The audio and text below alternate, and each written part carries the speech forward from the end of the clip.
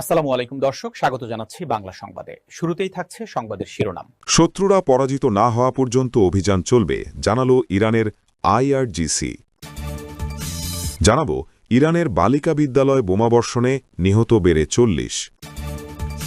এরপর জানাবো সৌদি, আমিরাত, কাতার, কুয়েত, বাহরাইনে ইরানের প্রতিশোধমূলক ক্ষেপণাস্ত্র হামলা। এবং সর্বশেষ জানাবো ইরানে অভিযানের সময় কিছু মার্কিন সেনার মৃত্যু হতে পারে বলছে ট্রাম্প। এতক্ষণ শুনছিলেন সংবাদ শিরোনাম, এবার বিস্তারিত। ইরানের ইসলামিক রেভলিউশনারি গার্ড কর্পস জানিয়েছে, মধ্যপ্রাচ্যে ইসরায়েল ও যুক্তরাষ্ট্রের সামরিক লক্ষ্যবস্তুতে ইরানি ক্ষেপণাস্ত্র দিয়ে হামলা চালানো হয়েছে। এক বিবৃতিতে আইআরজিসি জানায়, এই অভিযান অবিরাম চলবে যতক্ষণ না শত্রু চূড়ান্তভাবে পরাজিত হয়। আইআরজিসি আরও দাবি করে, ইসরায়েল ও যুক্তরাষ্ট্রের মধ্যপ্রাচ্য জুড়ে থাকা সব সামরিক সম্পদ ইরানি বাহিনীর বৈধ লক্ষ্যবস্তু হিসেবে বিবেচিত হবে। এদিকে আল জাজিরার এক প্রতিবেদনে বলা হয়েছে, ইসরায়েলের রাজধানী তেল আবিবে বিস্ফোরণের শব্দ শোনা গেছে। এর আগে প্রথমে বাহরাইন থেকে বিস্ফোরণের তথ্য আসে।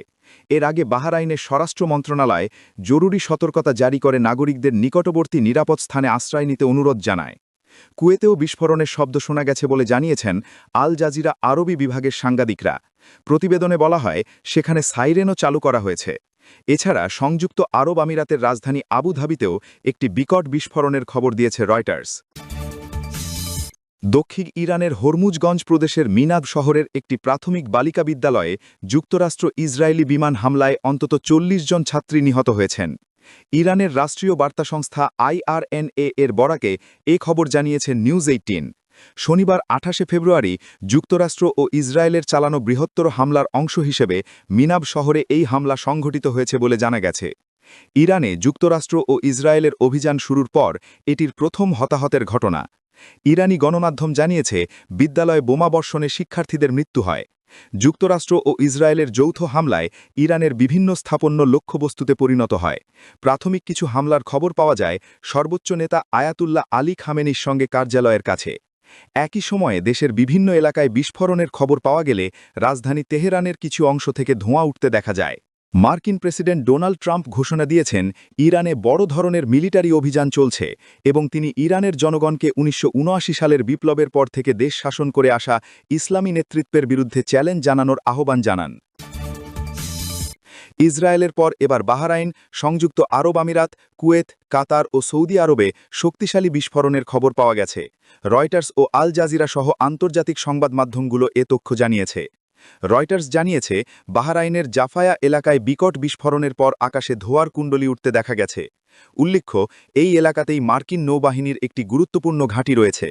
এর আগে দেশটির স্বরাষ্ট্র মন্ত্রণালয় জরুরি সতর্কতা জারি করে নাগরিকদের নিকটবর্তী নিরাপদ স্থানে আশ্রয় নিতে অনুরোধ জানায়। কুয়েতেও বিস্ফোরণের শব্দ শোনা গেছে বলে জানিয়েছেন আল জাজিরা আরবি বিভাগের সাংবাদিকরা। প্রতিবেদনে বলা হয়, সেখানে সাইরেনও চালু করা হয়েছে। এছাড়া সংযুক্ত আরব আমিরাতের রাজধানী আবুধাবিতেও একটি বিকট বিস্ফোরণের খবর দিয়েছে রয়টার্স। মার্কিন প্রেসিডেন্ট ডোনাল্ড ট্রাম্প বলেছেন, যুক্তরাষ্ট্র ইরানে বড় ধরনের মিলিটারি অভিযান শুরু করেছে এবং এতে মার্কিনদেরও হতাহতের আশঙ্কা রয়েছে। শনিবার সামাজিক যোগাযোগ মাধ্যম ট্রুথ সোশ্যালে শেয়ার করা এক ভিডিও বার্তায় তিনি একথা বলেন। ট্রাম্প বলেন, ইরানে হামলার লক্ষ্য ছিল মিসাইল ধ্বংস করা এবং তাদের নৌবাহিনীকে সম্পূর্ণভাবে নিশ্চিহ্ন করা। ইরান যদি তার পারমাণবিক ও ব্যালিস্টিক মিসাইল কর্মসূচি এগিয়ে নেয় তাহলে আবার হামলা চালানো হবে। বারবার সতর্কবার্তার পরই যুক্তরাষ্ট্র ও ইসরায়েল এ হামলা চালিয়েছে। মার্কিন প্রেসিডেন্ট বলেন, আমার প্রশাসন এই অঞ্চলে অবস্থানরত মার্কিন কর্মীদের ঝুঁকি কমানোর সম্ভাব্য সব পদক্ষেপ গ্রহণ করেছে। তবুও আমি হালকাভাবে এ কথা বলছি না। ইরানের গভর্নমেন্ট মানুষকে হত্যা করতে চায়। ডোনাল্ড ট্রাম্প বলেন, সাহসী মার্কিন বীরদের জীবন হারাতে পারে এবং হতাহতের ঘটনা ঘটতে পারে।